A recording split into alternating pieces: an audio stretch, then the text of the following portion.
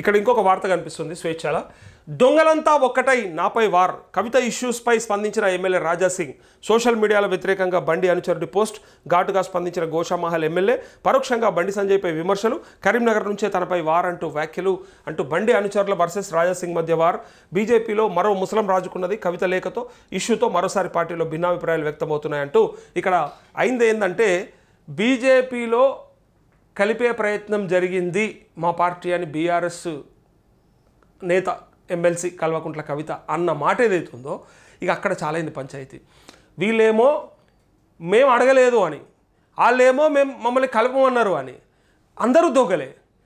ఏదో అంటారు కదా మరి చేపల బుట్ట ఏడమాయమైపోయింది అన్నట్టు అయిపోయింది. ఇప్పుడు ఎవరు అంత శాకాహారులే మరి బుట్ట ఏడమాయమైపోయిందంటే ఇక ఇది ఇప్పుడు ఇట్లా ఉన్నది కథ.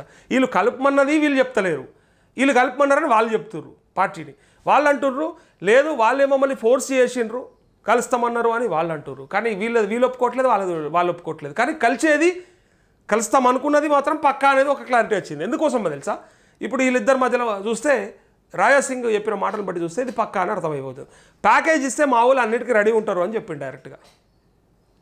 ఒక పెద్ద ప్యాకేజ్, టెంప్టింగ్ ప్యాకేజ్ ఇస్తే మా వాళ్ళు దేనికైనా రెడీ ఉంటారని డైరెక్ట్గా రాజా సింగ్ అన్నాడు. అది బీజేపీలోంచి బీజేపీ ఎమ్మెల్యేని అన్నాడు.